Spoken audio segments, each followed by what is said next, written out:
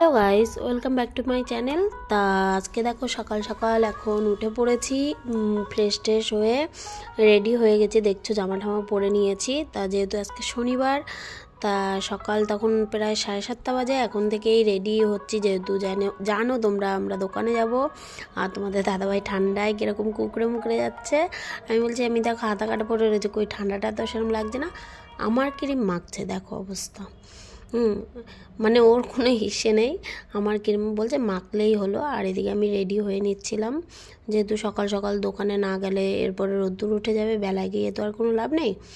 আর আমার সিম্পল সাজ, সিঁদুর, একটু ভেজলিং আর একটু মুখে ক্রিম মাখা। আর এদিকে যেহেতু বাইরে বললাম ঠান্ডা রয়েছে, তা সোয়েটারটা তো পরতে হবে। ভাবছিলাম চাদর গায়ে দিয়ে যাব, তা ভাবলাম না থাক, ঠান্ডার মধ্যে সোয়েটারটাই পরে নিই। আর এদিকে দেখো ভেজলিংটা দিয়ে নিচ্ছিলাম। আর তোমাদের দাদাভাই বেরিয়ে পড়েছে, তা ও বলছে এদিকে আসো ব্যাগগুলো দিয়ে যাও। তা ওকে ব্যাগগুলো দিলাম, ও বেরিয়ে পড়ছে। ও যাওয়ার কিছুক্ষণ পরেই আমিও বেরোবো। আমি একটু জল ওষুধ খাবো। জানো তোমরা আমি অসুস্থ ছিলাম কদিন, তাই জন্য এখন আমাকে কন্টিনিউ টাইম টু টাইম জল ওষুধ এগুলো মেনটেন করে খেতে হয়। তাই জন্য খেয়ে নিচ্ছিলাম। আর এদিকে বিছনা কাঁথা তুলে ফেলেছিলাম, কিন্তু কতগুলো পিছনে আমার দেখবে জামা কাপড় রয়েছে ধোয়া, নিচেই রেখেছিলাম, সেইভাবে ভাঁজ করা হয়নি। ধোয়া জামা কাপড় সেইভাবে টাইম পাই না, তাও যখন টাইম পাই তখনই আমার গুছানো পড়ে বেশিরভাগ। আর এদিকে জামা, সোয়েটার, ওড়নাটা কানে পেঁচিয়ে নিলাম। বাইরে যেহেতু ঠান্ডা, আর আমার ঠান্ডা লাগলে হ্যাচ্চো শুরু হয়ে যায়। ঠান্ডার প্রচুর দোষ। তোমরা কদিন আগে যে কী অসুস্থতায় আমি ভুগেছি সে শুধু ঠাকুর জানে আর আমি জানি। আর আমাদের শরীর খারাপ তো থাকলে তো আর দোকানদারি বা সংসার বন্ধ হয়ে থাকবে না। তাই এদিকে দেখো বেরিয়ে পড়েছি, রাস্তা দিয়ে হাঁটতে হাঁটতে যাচ্ছি, তাই তোমাদেরকে মন্দিরটাও দেখাচ্ছি। আর তোমরা তো জানো আমি এই মন্দিরেই আমার ফুলের দোকান। তাই এখানে দোকান আজকে শনিবার যেহেতু ভিড় হয়, তাই জন্য সকাল সকালই চলে আসি। তাই সকাল সকাল দোকান টোকান তোমাদের দাদাভাই এসে দেখি ধুয়ে টুয়ে নিয়েছে, কিন্তু দোকান এখনও পাতিয়ে পারেনি। আর আমি এসে দাঁড়িয়েছিলাম, ও বললো আমি পাতিয়ে নিই। তারপরে আর এই দেখো পাতানো হয়ে গেছে। ফুলগুলো কি সুন্দর লাগছে না। তোমাদের দাদাভাই পুজো দিচ্ছিল, ও ডেলি দোকানপাতি ওই পুজো দেয় বেশিরভাগ। পুজো দিয়ে গুছিয়ে টুচিয়ে দিয়েছিল, পাতিয়ে দিয়েছিল, আর বিক্রি করার দায়িত্ব আমার। এদিকে লাড্ডুওয়ালা এসেছিলো লাড্ডু দিতে, যেহেতু দোকানে আমাদের লাড্ডু আর প্যাড়া বিক্রি করি, আর মালা ধূপকাঠি এগুলো তো থাকেই। তা চলো কাজ স্টার্ট। দোকানে এসে কাজই তো হচ্ছে মালা গাঁথা, তাই মালাগুলো গেঁথে নিচ্ছিলাম। এদিকে এই কটা মালাতে তো কিছু হবে না, ভিড় লাগলে তখন পারি না। আর এদিকে বাড়িতে চলে এসেছিলাম একটু পরেই, তোমাদের সেই ভিডিওটা দেখাতে পারিনি, যেহেতু খাটাখাটনি হয়ে গেছিলো, অনেক বেলা হয়ে গেছিলো, ঘরের সব কাজকর্ম কমপ্লিট করতে হয়। আর শনিবার দিনটা না আমি রান্না করি না, শাশুড়ি রান্না করে, যেহেতু আমাদের শনিবার দিনটা নিরামিষ। তাই শাশুড়ি রান্না করেছিল সিমের তরকারি, আর হচ্ছে ডাল আর পেঁপে আলু দিয়ে নিরামিষ তরকারি। আর তোমাদের দাদাভাই চাটনি খাচ্ছিলো শেষে, আর ও বলছিল গোল গোল গরম গরম মিষ্টি হলে হেভি লাগতো। আর এদিকে দেখো মাল গাঁথছিলাম বিকালের জন্য, যেহেতু মাল গাঁথতে হবে দোকানের। হ্যাঁ, বিকালে না প্রচুর কাস্টমার থাকে, ধরা বাঁধা কাস্টমারও আছে, তার জন্য মালা গাঁথতে বসে পড়েছিলাম তাড়াতাড়ি রোদ্দুর থাকতে। আর রোদ্রে বসে মালা গাঁথতে কার ভালো না লাগে বলো।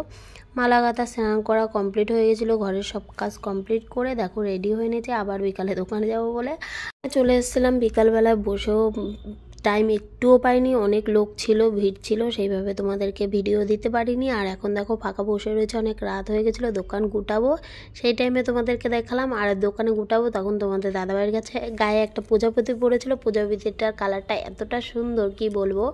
তা দোকান থেকে এসে মানে তোমাদেরকে কোনো ভিডিওগুলোই সেইভাবে শেয়ার করতে যতটুকু পারছি ততটুকুই দেখাচ্ছি। আর এদিকে বাড়িতে আসার সাথে সাথে ননদের মেয়ে বলছে আমি যাব। আমরা কোথায় যাচ্ছি বলো তো? আমরা প্রত্যেক শনিবার বড় ঠাকুরের মন্দিরে একটু পুজো দিই, তাই তোমাদের দাদা ভাই আর আমি এবার আজকে আর বেরোয়নি, আজকে বেরিয়েছিল ননদের মেয়ে আমাদের সাথে।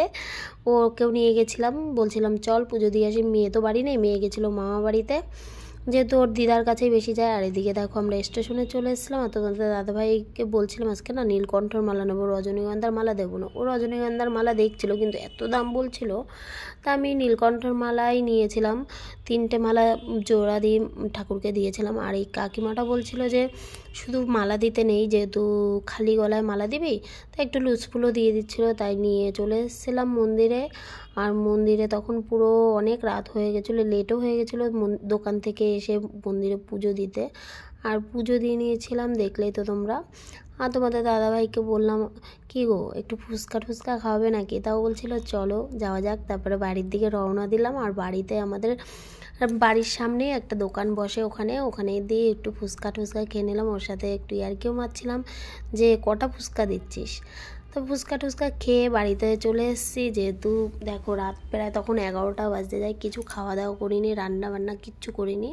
এসে ফ্রেশ ট্রেশ হয়ে জামা কাপড় ছেড়ে এদিকে মুখে ক্রিম ঠিম মেখে নিচ্ছিলাম। যেহেতু রাত সারাদিনে কোনো কিছুই শরীরে কোনো কিছু মেনটেন করতে পারি না, সারাদিন টাইম পাই না। তাই রাত্রেবেলা একটু ফ্রেশ ট্রেশ হয়ে ভালো করে চুল টুল আঁচড়ে মুখে ক্রিম ফ্রিম মেখে তারপরে আমি শুই। আর তোমাদের দাদাভাই এসে দেখো কীরকম করছিল। হ্যাঁ, ও অনেক কিছু ঠান্ডায় আর কি মারছিল, বলছিল ঠান্ডা লাগছেই না আমাকে, আবার নাচছিল।